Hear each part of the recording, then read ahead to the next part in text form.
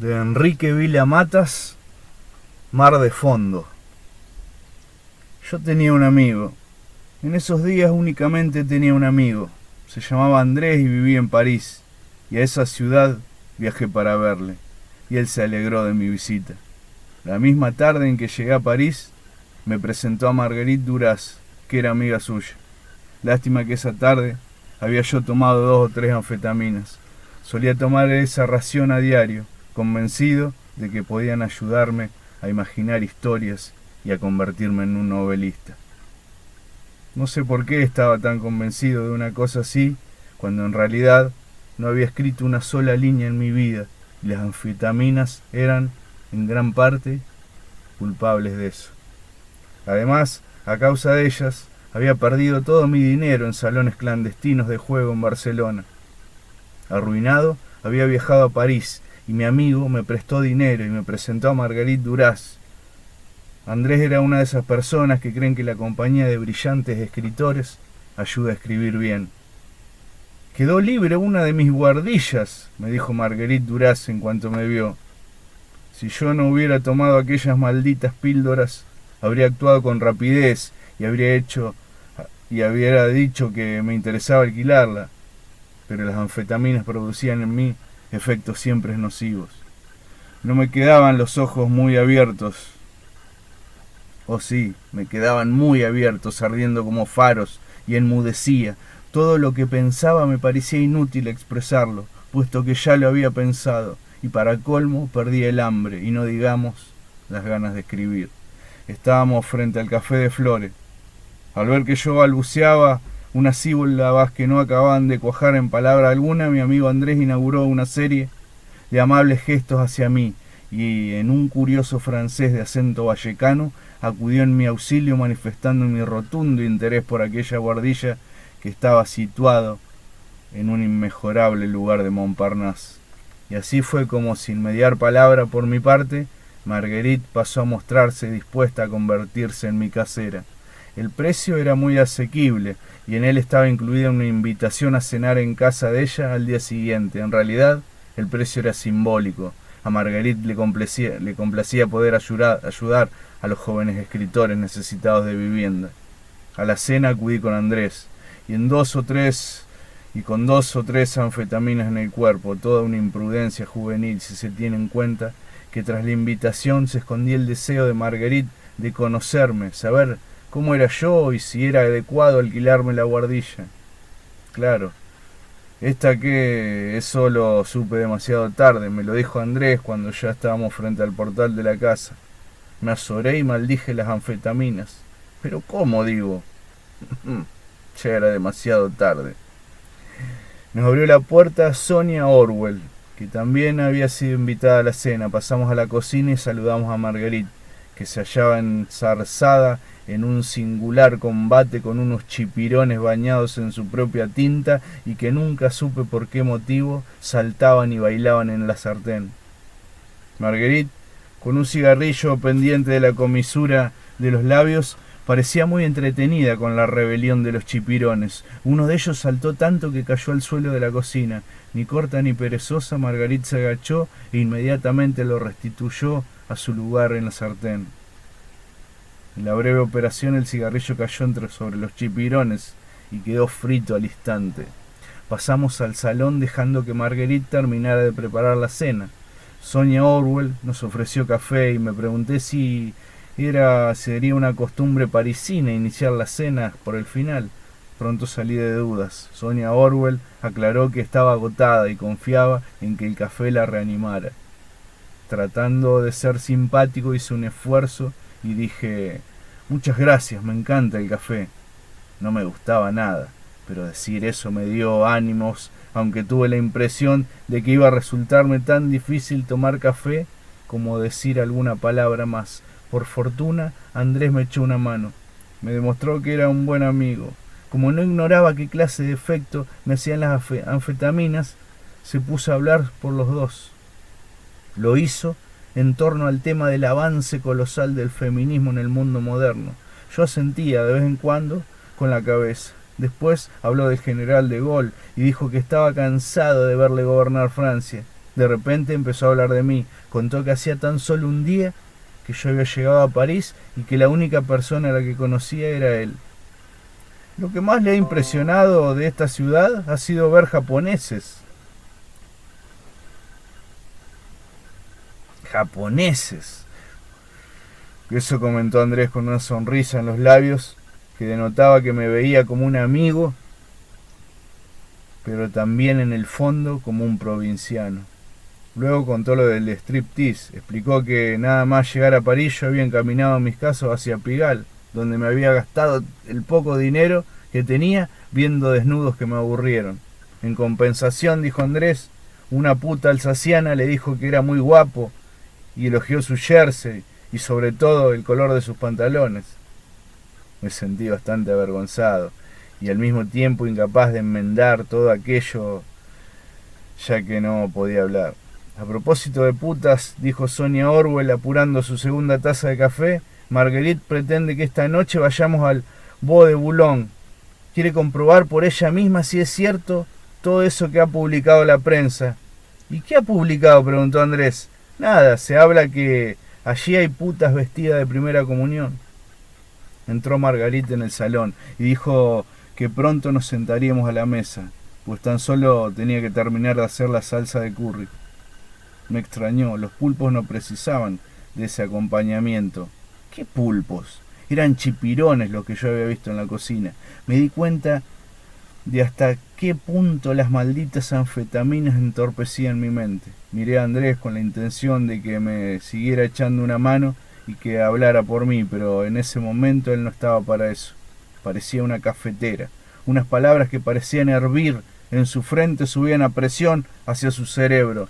De pronto su cabeza comenzó a agitarse frenéticamente, como si estuviera a punto de estallar, hasta que señalándome con el dedo le dijo Marguerite: ¿sabés que hasta llegar a París él no había visto en su vida a un japonés? ¿Ni siquiera en el cine?, preguntó ella. Tragué saliva, recordé varias películas sobre Hiroshima, pero fui incapaz de decir nada. ¿Y cómo es eso?, insistió ella. ¿No hay japoneses en Barcelona? Maldije una y mil veces que Andrés de vez en cuando se olvidara de que yo no podía hablar.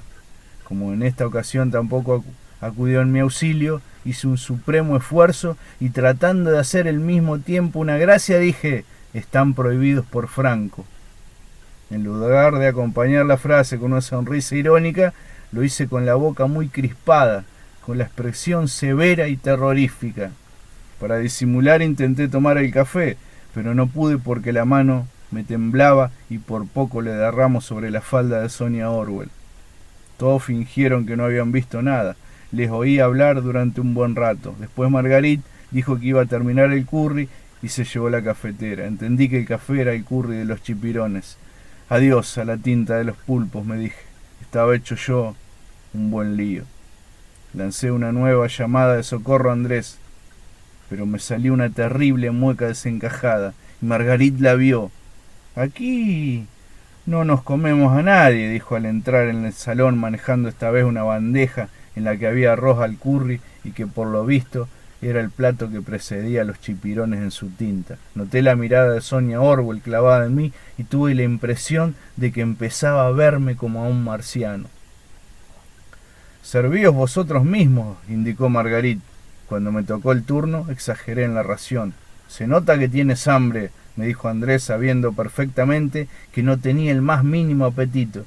Pensé que eran ganas de centrar la atención en mí y sobre mi plato. Le perdoné porque me pareció que quería hacerme hablar a toda costa y que estaba padeciendo, como buen amigo que era, por la suerte que podía correr yo si no me decidía pronto a comportarme de una forma algo más normal. En el fondo sabía que obraba con la mejor voluntad. Probé la salsa y tuve que reprimir un gesto de asco. En cuanto al arroz, supe desde el primer momento que ni lo tocaría. Cuando ellos hubieron terminado sus platos, incluso los rebañaron con abundante pan, todas las miradas confluyeron en el mío, escandalosamente intacto. Esta vez, por suerte, Andrés salió en mi ayuda. Inventó que hacía media hora que yo había sucumbido al encanto de unos pasteles tunecinos. Estás descubriendo muchas cosas, dijo Marguerite, pasteles tunecinos, japoneses nunca vistos. Sí, es cierto, dije lacónicamente. Di por perdida la guardilla. No se podía ser más antipático. Pero en aquel momento llamaron a la puerta de la casa. Sonia Orwell insinuó que podía tratarse de Louis Jacot, un actor de teatro que deseaba adaptar una obra de Marguerite. Supe que se trataba de un infeliz que había incorporado tantos papeles que no sabía quién en realidad era él. Oímos hablar a Marguerite en el recibidor y cuando regresó al salón nos confirmó que en efecto se trataba del actor. Ya se ha ido, dijo.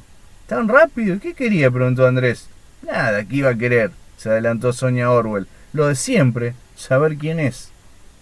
Hubo un breve silencio y luego Marguerite se sirvió una copa de vino y sentenció: pobre hombre. Andrés se abrazó materialmente a la botella de vino y se bebió 4 copas seguidas, casi sin respirar. Hubo que descorchar un nuevo Beaujolais. ¿Así que eres de Barcelona?, me preguntó Marguerite, como dándome una última oportunidad para que dijera algo. Entonces, como si la pregunta fuera dirigida a él, Andrés intervino para decir: sí, es de Barcelona. Yo en cambio procedo de la Atlántida.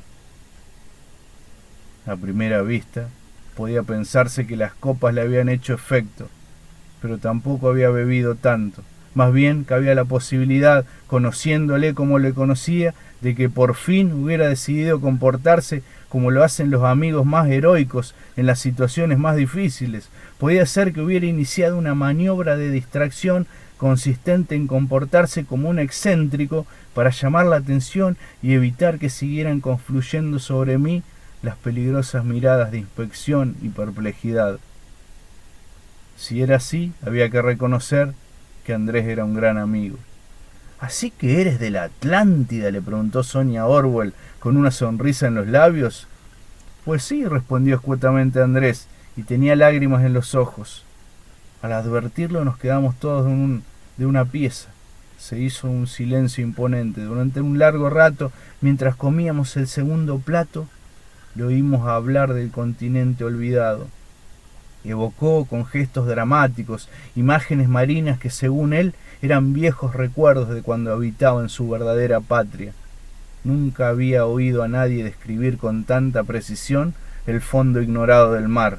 Habló de senderos excavados en la roca, de esqueletos gigantescos de peces, de conchas y piedras rosáceas como la madreperla. Habló y habló durante largo rato, más allá de la cena, más allá de la velada y de nosotros.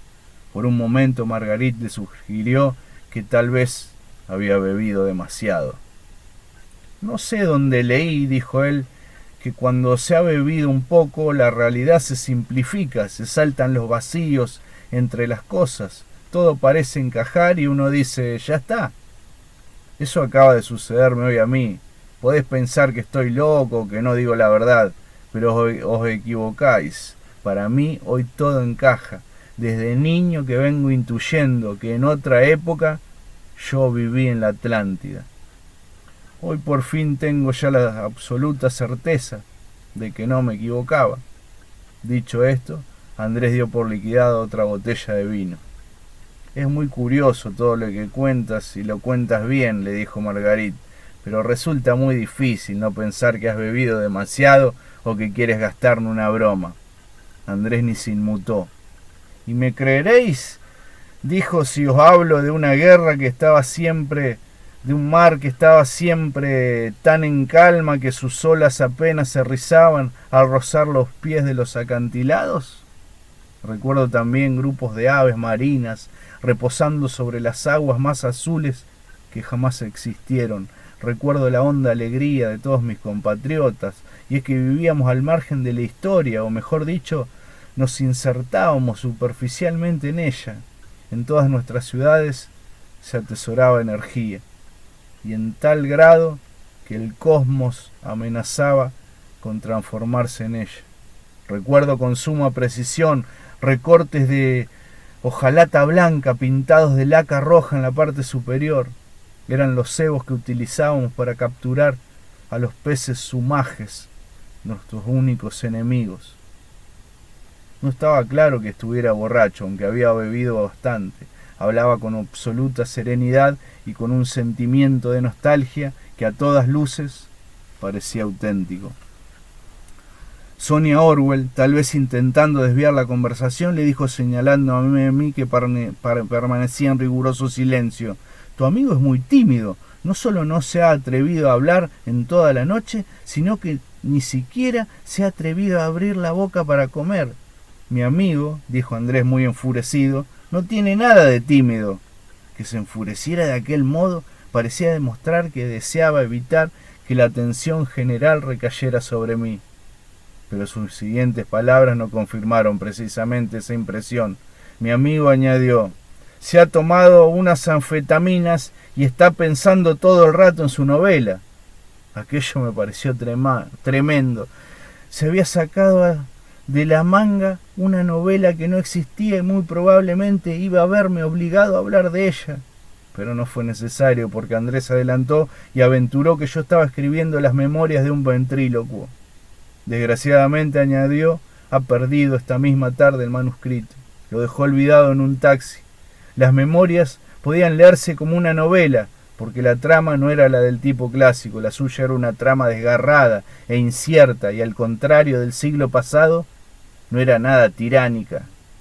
No pretendía explicar el mundo, ni mucho menos abarcar la totalidad de una vida, sino tan solo unos cuantos pasajes de esa vida.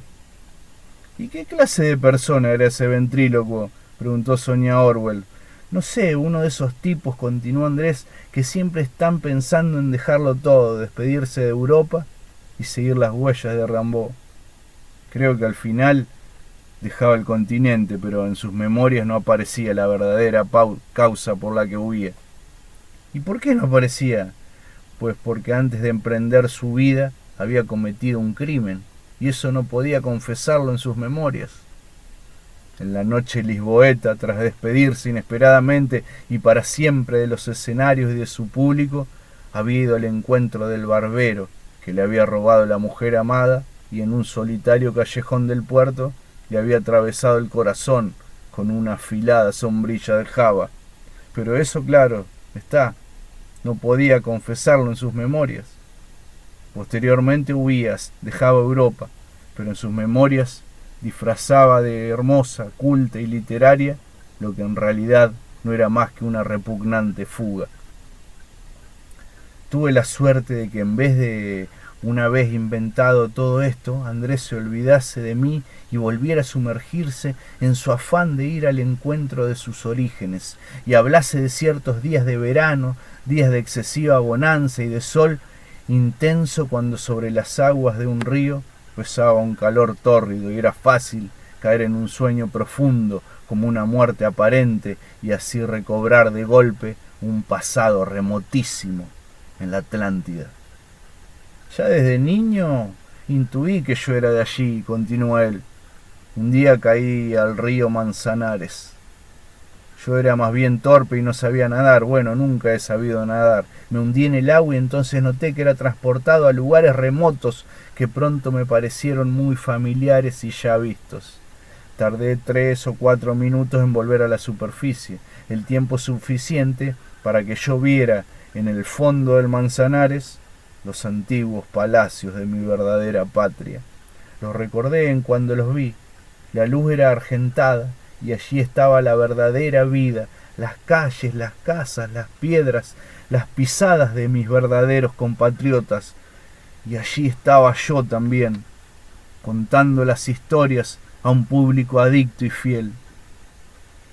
Yo era un narrador oral que contaba historias de gente que emigraron de sus cuerpos para establecerse de nuevo en sus antiguas patrias. Alguien dijo que ya se había hecho tarde. Estábamos ciertamente sorprendidos, pero también algo abrumados y fatigados. Yo no cesaba de agradecer a mi amigo que hubiera acudido en mi auxilio de aquella forma. Pero eso están los amigos, para eso, me decía yo, satisfecho de su conducta. Prefería pensar que había actuado pensando en mí a suponer que simplemente estaba borracho o se había vuelto loco. Sugiero, le dijo cariñosamente Marguerite, que aplacemos la conversación hasta mañana. Se ha hecho realmente muy tarde y empiezo a tener sueño. Quería ir al Alboade de Bulón, pero tengo ya mucho sueño.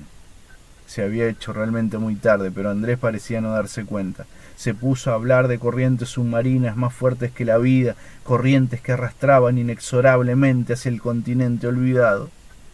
Quizá haya un día, dijo, en el que no regrese. Mi viejo traje está ya desgastado. Tendría que cambiarlo. No me siento a gusto ya con él. Creo que me encuentro en ese estado en el que se encuentra la serpiente ante la muda.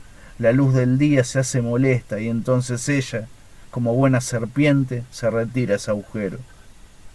Hizo una pausa tan breve que no hubo modo de interrumpirle. Pasó a describir el fuego que ardía en todas las chimeneas de su patria. Las llamas, dijo, ascendían rectas, sin humo, se alimentaban de ramas secas de enebro que exhalaban un olor amargo. En las repisas de todas las chimeneas de la Atlántida había escudos en forma de candelabros cuyas velas irradiaban una fuerte luz azul que imitaba el color más profundo de nuestros mares. Alguien repitió que se había hecho tarde. Andrés consintió en ponerse el abrigo sobre su viejo traje, pero antes dio buena cuenta del resto de alcohol que quedaba en la casa. Le cogí amistosamente por el hombro. Anda, vamos, le dije, conduciéndole suavemente hacia la salida. La buhardilla es suya, me dijo de pronto Marguerite. Mañana te la enseñaré. Solo hay un colchón, tendrás que comprar algún mueble, supongo. Creo que solo hay un colchón y un póster. Un póster sobre Viena, en el que está muy bien reproducida una lámpara de lágrimas de cristal. Bueno, eso es lo que me dijo la portera, vete tú a saber. Me despedí muy contento ante aquel feliz desenlace inesperado. Luego Andrés y yo salimos a la calle. Cielo estrellado, todos los cafés de París ya habían cerrado y vistos desde afuera parecían silenciosos mausoleos en la luna. Me pareció que aquella noche difícilmente iba a olvidarla y así ha sido. Aquella noche acompañando a Andrés a casa, él me dijo que ya no volveríamos a vernos nunca, que recordaba con irresistible nostalgia un valle de agua y de cataratas malvas y que deseaba sin más dilación desaparecer por mano propia. No le entendí muy bien, pero me pareció en aquel momento identificar la mano propia con cierta idea de suicidio. Pensé que tal vez estaba él hablando de una desaparición que no pertenecía exactamente al mundo de la necesidad, sino al dominio de la libertad. Iba pensando en todo eso cuando de pronto Andrés repitió lo de la mano propia y dio un salto enérgico que le hundió en las heladas aguas del Sena. Desapareció de modo fulminante en ellas. Lo primero que pensé fue que había llevado demasiado lejos las cosas, pero después ya solo pensé en que me tocaba a mí salvarle, pues no había nadie más por los alrededores. Me despojé del abrigo y me lancé, ya sin más titubeos, al Sena, y tras una breve inspección logré localizarle bajo las aguas. Estaba como extasiado y casi diría que feliz, como si estuviera dejándose arrastrar por las corrientes submarinas que habrían de devolverle a su patria original. Le sujeté de un brazo, pero forcejeó con violencia, como si le hubiera interrumpido su viaje. No tuve más remedio que propinarle un soberbio puñetazo y dejarle inconsciente. Luego vino lo peor, porque jamás en la vida he hecho un esfuerzo tan grande como aquel. Cuando por fin logré depositar su cuerpo en el muelle, seguía sin haber nadie por los alrededores. Le cubrí con mi abrigo y aguardé a que volviera en sí. Cuando lo hizo, me miró desconcertado. Se tocó el mentón, preguntó qué hacíamos allí tan mojados. No te acuerdas de nada, dije. Chico, la verdad. Quedé pensativo. Me sentía confundido y extenuado. Temí haber atrapado una pulmonía y en el fondo de mí mismo estaba muy enojado. El agua me había quitado los efectos de las anfetaminas. ¿De verdad que no te acuerdas? Que no, te digo que no. Ni siquiera te acuerdas de dónde veníamos. Maldije de inmediato mi pregunta. Temí que me dijera, tú, no sé, yo de la Atlántida. Pero no parecía acordarse de nada. Celebré no haber pronunciado el nombre de Marguerite Duras, que él podría haber asociado con el continente olvidado. Vamos a casa, dije, y de nuevo maldije mis palabras. Temí que recordara una humilde mansión de narrador oral allá en la Atlántida, pero no, él seguía desconcertado. El problema era que yo no podía pronunciar palabra, porque en cualquier frase corría el riesgo de que él recordara. Pero estaba ya tan enojado que mi enfado pudo más que la prudencia o el silencio, y le pregunté por qué había hecho todo aquello. ¿El qué? Me dijo con una sonrisa muy beatífica. ¿Cómo el qué? Dije con una voz muy alta, los ojos completamente desorbitados. Quedó entre perplejo y pensativo hasta que de pronto dio signos como de haber recuperado la memoria. Ah, ya sé, dijo. Temí lo peor. ¿Por qué hice todo eso?